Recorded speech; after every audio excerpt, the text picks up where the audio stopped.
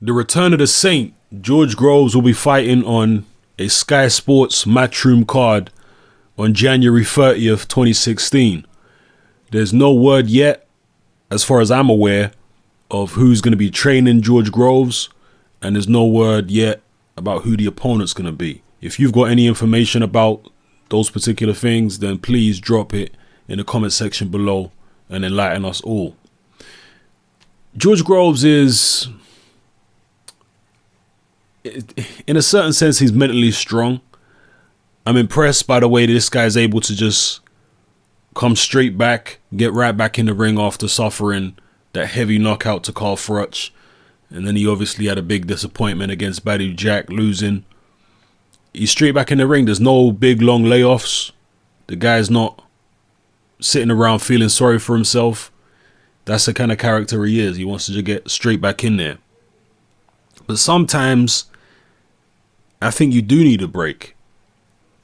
You know, you look at the nature of a person, and you know, all of us have positive and negative traits. All of us have traits which can sometimes work against us if they're not kept in check. If we don't keep them in check, or other people don't help us keep them in check. When you've got a guy who does sit around feeling sorry for himself and does have big long layoffs, sometimes those long layoffs, when the guy's sitting around thinking too much, are the worst thing for him. He might be the kind of guy that needs to get back in the ring ASAP. I feel like, you know, possibly Tyson Fury might be one of those kind of guys. George Groves might be the opposite. He might be the kind of guy who getting him back to the ring quickly might actually be a bad thing. Maybe he's too eager. Maybe he needs some time away to reflect and just get away from the boxing mindset for a little bit.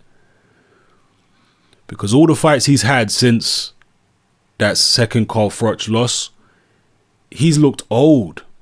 And he's a young guy, but he's just looked old. He's looked jaded to me. He's lost that youthful exuberance. A lot of people are blaming it on the fact that he left Adam Booth. I don't know about that. I really don't know about that. I just think that mentally he's not in the right place. I don't think it's so much who's training him. It's like Mike Tyson. And yes, I'm not comparing George Groves to Mike Tyson physically, obviously. But a lot of Mike Tyson fans always say the usual cliched lines that if Tyson hadn't left Kevin Rooney, he would have stayed undefeated for the rest of his career, which I think is complete nonsense. But, you know, some people believe that. Some people say if Cus D'Amato hadn't died, he would have stayed undefeated. He would have never gone off the rails. My view is that Tyson was going to go off the rails no matter who was alive and no matter who was training him. And Larry Holmes said the same thing. For those of you old enough to remember, in the lead up to Larry Holmes' fight with Tyson, Larry Holmes said to the press, down the line, this guy's going to destroy himself. And that's when Mike Tyson was in his prime, and that's when he was with Rooney. But Larry Holmes saw something in him, and he said, nah, this guy's going to destroy himself. It was always in him to be like that. No matter who trained him, no matter who promoted him, no matter who was around him, this guy was always going to go off the rails. I'm telling you that. Larry Holmes believed that, and I believe that. So, yeah, with George Groves, obviously he's not the crazy character that Mike Tyson was. But I think that the problem, like with Tyson, is more of a character problem with George Groves. I don't really think it's as much. Obviously, finding the right trainer is imperative for any fighter. A trainer who suits him, both in terms of the style that he's teaching him and his teaching methods, how he approaches training from a psychological point of view. These are all very important things. But right now with Groves, I just don't think he's in the right place mentally. And maybe actually a new trainer, if you can find the right guy, a new trainer might be able to rejuvenate him mentally. Maybe Paddy Fitzpatrick was too close.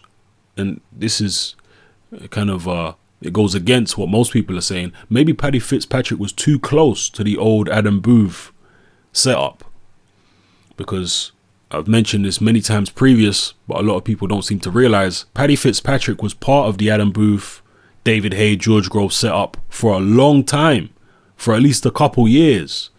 When George Groves was still with Adam Booth, Paddy Fitzpatrick helped train George Groves for a number of his fights, including the James DeGale fight. So maybe he needs to completely break away from anything related to Adam Booth and find a completely new direction. I don't know. I did like George Groves on the way up. I felt like he was exciting. Some people find him irritating and whatnot, but I've always found George Groves entertaining. And if he can get his head together, I still think he's got something to offer the super middleweight division. We'll see how it goes. But yeah, I think it's all in the mind, man. Mind over matter. He needs to sort out what's going on upstairs before he's going to see any type of true success in the boxing ring and lift that world title. Let me know how you feel about George Groves. Like I say, if you've got any info on who's training him or who he's going to be fighting, any of the rumors doing the rounds, drop them in the comment section below. It's your boy Hatman, I'm out.